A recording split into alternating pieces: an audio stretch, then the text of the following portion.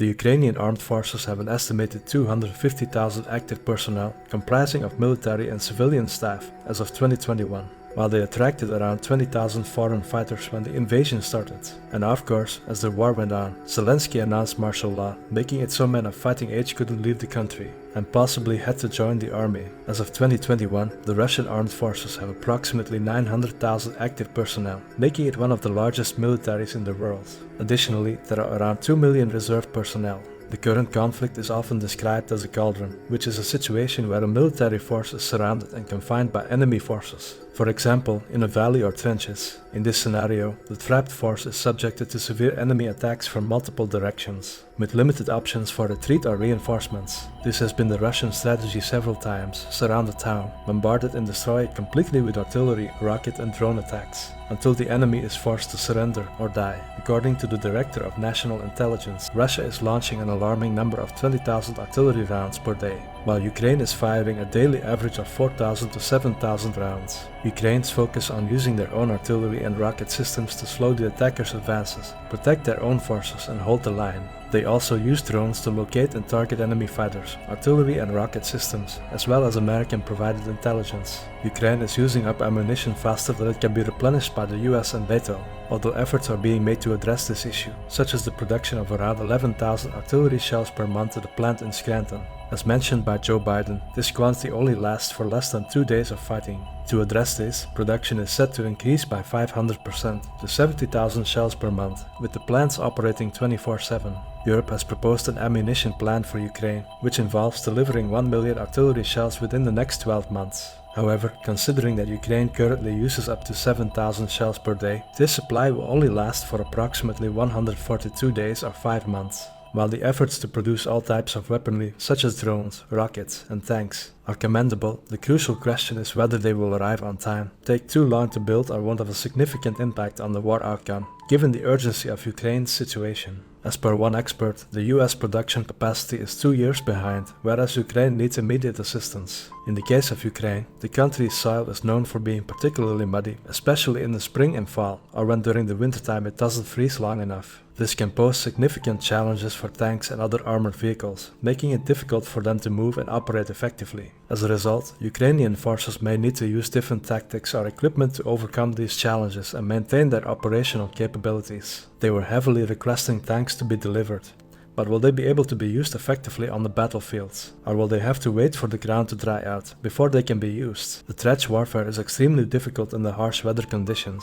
The soil in many parts of the country is composed of clay and loam, which are known for their ability to hold water. When it rains heavily, the water cannot drain quickly enough through the soil, resulting in waterlogged conditions and muddy ground surfaces. Trench foot, also known as immersion foot, is a medical condition that results from prolonged exposure to cold, damp, and unsanitary conditions. It is a type of non-freezing cold injury that affects the feet, and it was first identified during World War I, where soldiers who spent extended periods in the trenches developed the condition.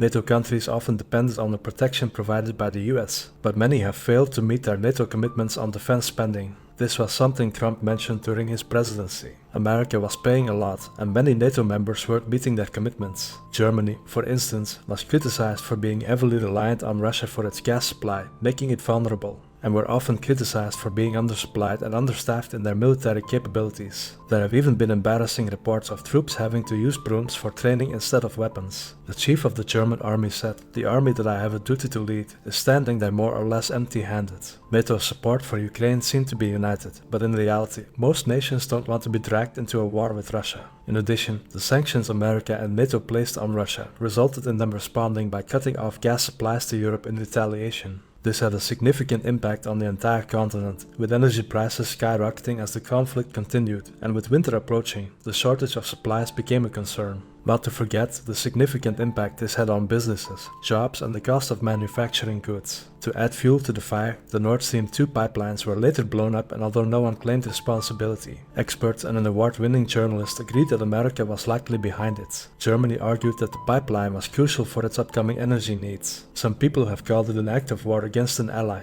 However, some critics suggest that Germany's support for the pipeline is driven by economic interest, and that it overlooks the geopolitical risks and concerns associated with it. It is suggested that Germany was reluctant to move away from cheap Russian gas, and this act was intended to push them in the right direction.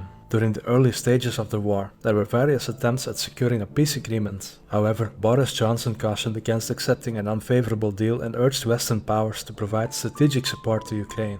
He strongly opposed the idea of exchanging territory for a ceasefire, calling it a disastrous move. While some argue that NATO and the US are using Ukraine as a proxy in their efforts to weaken Russia, the intentions seem to extend the war, while dropping billions and billions in weaponry and aid into Ukraine. In an effort to stop Russia from winning, Russia has a long history of developing advanced military weaponry and technologies. Over the years, it has invested heavily in research and development, creating some of the most advanced weapon systems in the world.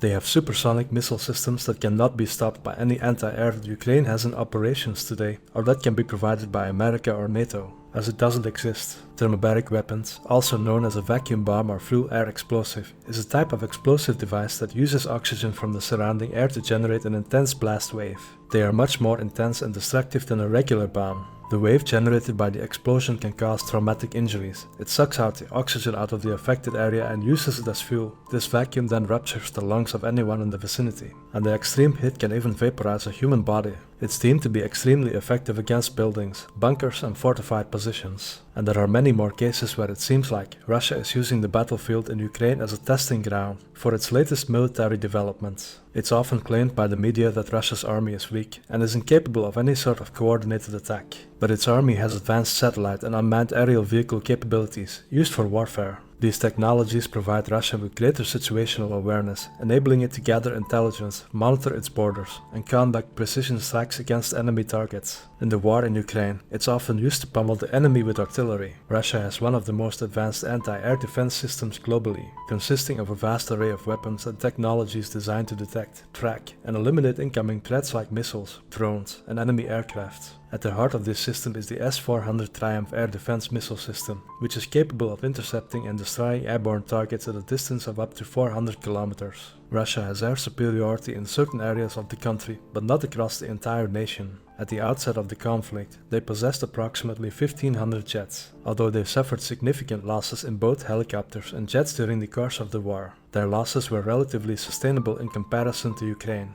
which had a much smaller inventory of aircraft. Russia is also replacing its aging jet fleet with the highly capable Su-35, which features advanced radar and long-range missiles. Corruption has been a significant problem in Ukraine for many years, and it remains a major challenge for the country today. The roots of corruption in Ukraine can be traced back to the Soviet era, during which the economy was highly centralized and controlled. This created a culture of bribery and favoritism that has persisted in many parts of Ukrainian society. During the ongoing war, Zelensky dismissed several top officials for corruption, including taking bribes and misappropriating funds. Additionally, some officials have voluntarily stepped down from their positions. In 2022, Ukraine ranked 116th out of 180 countries. Joe Biden even said at some point, if Ukraine wants to join NATO, it has to address its corruption problems. Despite a slight improvement since 2014, Ukraine is still perceived as highly corrupt, ranking behind countries such as El Salvador and Sierra Leone. Ukraine has received over $113 billion